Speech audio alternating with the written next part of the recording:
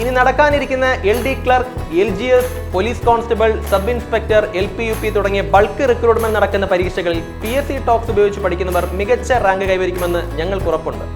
Kerala PSCയുടെ pulse അറിഞ്ഞ് ചെയ്തെടുത്തിരിക്കുന്ന ആപ്ലിക്കേഷനാണ് PSCtalks.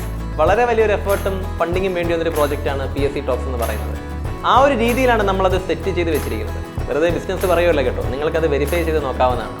Daily ഒരു 5 വീഡിയോ ക്ലാസ് എങ്കിലും ഹെഡ്സെറ്റ് വെച്ച് കേട്ട് തറവായിട്ട് പഠിച്ചു പോവുക.